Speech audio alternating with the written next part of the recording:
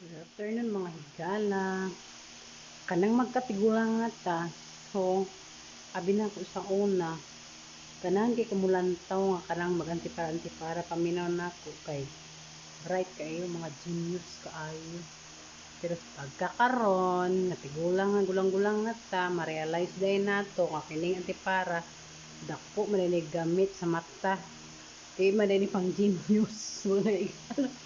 Para malini makaklaraw ta sa mga letra. Diyos ko, Maria. Mao di ay ning purpose sa aning antipara. Ay nako, Diyos ko Lord. Pinako sa una jud nga ganahan kumulanto ko nang nag-antipara. Paminaw jud ako sa kumakasmit ka nang nag-antipara kay genius kay iskanan nang bright kaayo. Munimon na sus karon. Tigulang na ta.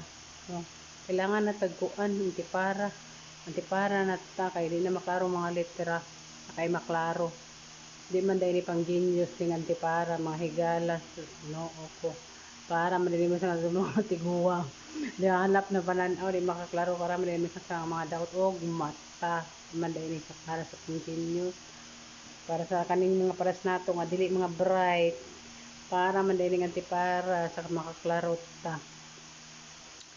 So thank you for watching ang inahan.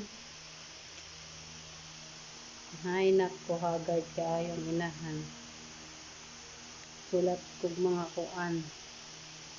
Need nga information sa kamay nga business na kumahigan. So, kailangan na gid tanong magkuan no. Gulang na gid ta. Oras to. Thank you for watching. Maayong good kuan pa man abi na ko kuan Sunday na karon Saturday na karon kay may klase kong anak kay kuan wala sila 1 week and set daw mga teacher kuan man dito karon Wednesday pa man dito karon. Happy Wednesday everyone, thank you for watching mga inahan. So mao lang to no mga inahan no, mao lang to